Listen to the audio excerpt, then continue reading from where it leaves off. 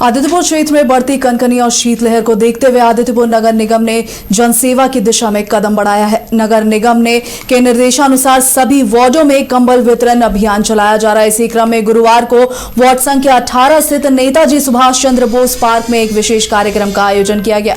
यह वितरण कार्यक्रम निवर्तमान वार्ड पार्षद रंजन सिंह के नेतृत्व में संपन्न हुआ। वहीं कार्यक्रम के दौरान क्षेत्र के लगभग 70 असहाय और जरूरतमंद लोगों के बीच कंबलों का वितरण किया गया। कड़ाके की ठंड में राहत मिलने से स्थानीय लोगों के चेहरों पर खुशी देखी गई है। रंजन सिंह ने बताया है कि वितरण प्रक्रिया को पारदर्शी बनाने के लिए पहले लाभुकों की एक सूची तैयार की गई थी। सभी के आधार कार्ड जमा कर उनकी पात्रता सुनिश्चित की गई, जिसके बाद ही उन्हें कंबल प्रदान किए गए हैं।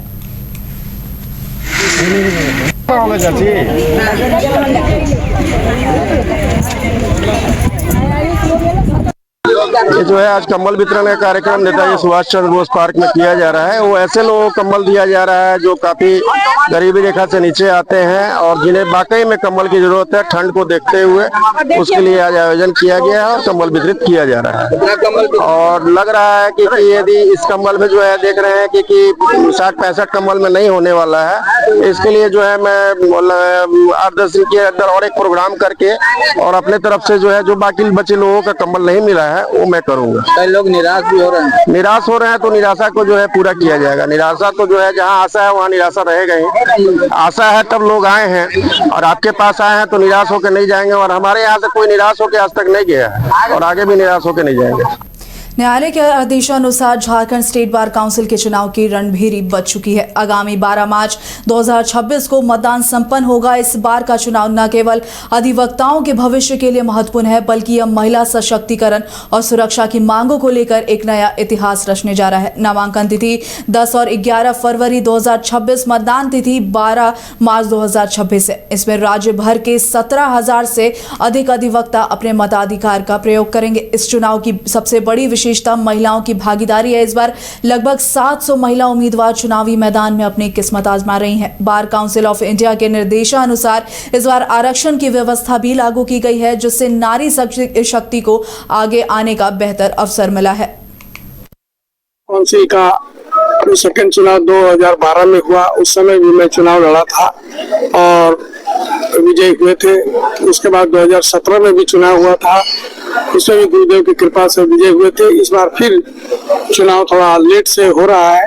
कई कारण थे उसके, जो न्यायालय का आदेश के अनुसार अभी 12/3 को हम लोगों का 12/3 मार्च मैंने 12/3/2026 को झारखंड स्टेट बार काउंसिल का पूरे झारखंड राज्य के तमाम डिस्ट्रिक्ट बार एसोसिएशन में मतदान होगा और उसके बाद फिर उसी अनुसार उसका निर्णय लिया जाएगा।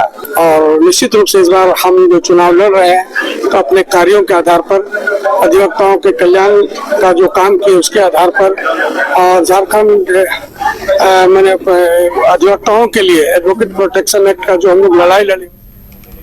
देवघर उपायुक्त नमन प्रियेश लकड़ा की अध्यक्षता में आज समाज में व्याप्त कुप्रथाओं के उन्मूलन के उद्देश्य से 1 दिवसीय प्रशिक्षण सह कार्यशाला का आयोजन किया गया। इस दौरान उप विकास आयुक्त पीयूष सिन्हा, अनुमंडल पदाधिकारी देवघर रवि कुमार एवं उपस्थित अतिथियों ने कार्यक्रम का शुभारंभ किया है। कार्यक्रम में विभिन्न अतिथियों ने कार्यशाला के मुख्य उद्देश्य सामाजिक कुरीतियों के विरुद्ध जन जागरूकता बढ़ाने की बातें कही है।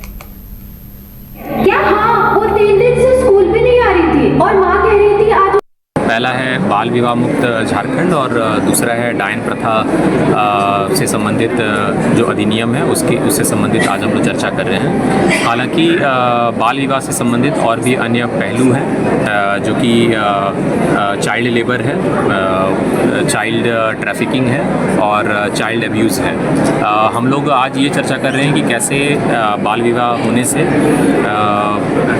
इसका एक बायोलॉजिकल फैक्टर तो है जिसके कारण कि जो कन्या है वो और उसका जो आने वाला जो बच्चा है वो भी कुपोषण का शिकार हो जाता है। और इसके अलावा इसके जो भी अन्य सामाजिक जो नेगेटिव आयाम जो है वो तो है ही, और साथ ही हमारा जो पूरे राज्य का और पूरे जो देश का जो डेमोग्राफिक डिविडेंड है वो अपना पूरे उसकी प्रोडक्टिविटी देश को नहीं मिल पाती है। एक देवघर के लिए एक ब्लॉट ही कहेंगे हम लोग कि देवघर ज़िला जो है वो झारखंड में सेकंड सबसे वर्स्ट ज़िला है, जो कि बाल विवाह का जहाँ पे प्रिविलेंस है। इसमें हम लोगों ने आज ये बताया कि कैसे हमारे चाइल्ड मैरिज प्रोहिबिशन ऑफिसर जो हैं वो स्टार्टिंग फ्रॉम निदेशक समाज कल्याण से लेकर प्रमंडलीय आयुक्त से लेकर उपायुक्त और जिला स्तर पे समाज कल्याण पदाधिकारी, लेडी सुपरवाइज़र और पंचायत सचिव भी होते हैं। इसमें हम लोगों ने ये बताया कि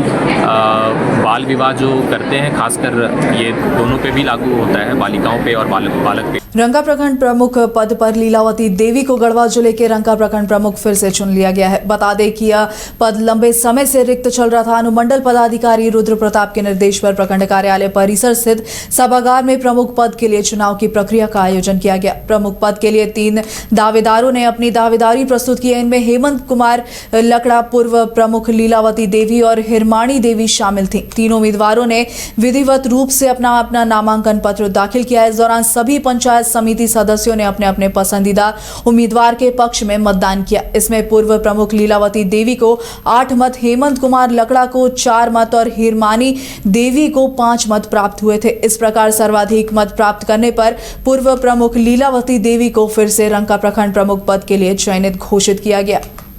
मैं यही कहूँगी कि 1 वर्ष प्रमुख पद का समय बचा हुआ है और आज मैं प्रमुख पद में चयन हुई हूँ पंचायत समिति के द्वारा। तो मैं यही कहना चाहूँगी कि जो भी प्रखंड का काज होगा उसमें मैं निस्वार्थ रूप से काम करूँगी और विकास की गंगा बहाऊँगी। और उस पद में अप्रत्यक्ष निर्वाचन हेतु राज्य निर्वाचन आयोग द्वारा अधिसूचना जारी की गई। उपायुक्त गढ़वा के निर्देशानुसार तय कार्यक्रम आज 8 तारीख को रंका प्रखंड के प्रमुख अप्रत्यक्ष चुनाव समाप्त किया गया और इस चुनाव के क्रम में 3 कैंडिडेट ने अपना वो नामांकन किया था, लीलावती देवी, हीरामन देवी, हेमंत लकड़ा, और उनका परिणाम मतगणना के उपरांत जो है लीलावती देवी को 8 मत प्राप्त हुए थे, हीरामन देवी को 4 मत और हेमंत लकड़ा को 5 मत प्राप्त हुए। और इस प्रकार जो है लीलावती देवी पति हेमेंद्र सिंह पंचायत समिति सदस्य पंचायत तमगे कला को निर्वाचित घोषित किया गया और उन्हें प्रमाण स्वरूप प्रमाण पत्र भी यहाँ से दिया गया। पश्चिमी सिंहभूम जिले में पिछले 1 सप्ताह से दंतैल हाथी के द्वारा हमले कर लोगों को मारे जाने की घटना के बाद आज PCCF wildlife Paritosh Upadhyay Chaibasa मुख्यालय पहुंचे और हाथी प्रभावित क्षेत्रों का दौरा कर वस्तु स्थिति से अवगत हुए हैं। बता दें कि जंगली दंतैल हाथी के द्वारा जिले के विभिन्न क्षेत्रों में प्रवास कर लोगों को मार रहा है, जिससे अब तक 7 दिनों में 17 लोगों की जानें ले चुका है, जबकि कई लोग घायल भी हैं जिनका अलग अलग अस्पतालों में इलाज चल रहा है। वहीं हाथी को ट्रैंक्युलाइज करने के लिए बंगाल, उड़ीसा सहित झारखंड की 6 टीमें भी लगी हुई हैं। इसके बावजूद वन विभाग हाथी को अब तक ट्रेस नहीं कर पाई है। होती है जैसे इस रीजन में वैसे देखा जाए तो 2 हमारे प्रमुख रीजन हैं जहाँ पे हाथी रहते हैं। एक पलामू वाला रीजन है जहाँ 100 से 150 हाथी है। इसी तरह से 100 से 150 हाथी इस वाले एरिया में भी टोटल रहता है, लेकिन वो क्योंकि मूव करता है, कभी उड़ीसा तरफ चला जाता है, तो एक समय में कितना है वो तुरंत बता पाना। हाट गमरिया नौमुंडी के बीच में जहाँ पे घटना हुई उसके पास वाले जंगल में है, लेकिन आज उसका अभी तो पता नहीं चला है। वो लोग लगे हुए हैं प्रयास में कि उसका एग्जैक्ट लोकेशन 16 पिछले 1 सप्ताह में हुई है अभी। लेकिन ये भी अभी आप 100% नहीं बोल सकते कि ये एक ही हाथी से हुई है, क्योंकि 2-3 सिंगल हाथी इस तरह से विचरण कर रहे हैं। होती है क्रिकेट के विश्व मंच पर छा रही हैं रांची की प्रतिभाएं। इन प्रतिभाओं को संवार रहा है जेके इंटरनेशनल क्रिकेट एकेडमी। अनुभवी कोच की देखरेख, सुविधाओं से लैस जेके क्रिकेट एकेडमी अनुशासन और आत्मविश्वास का विश्वास भरा सफर।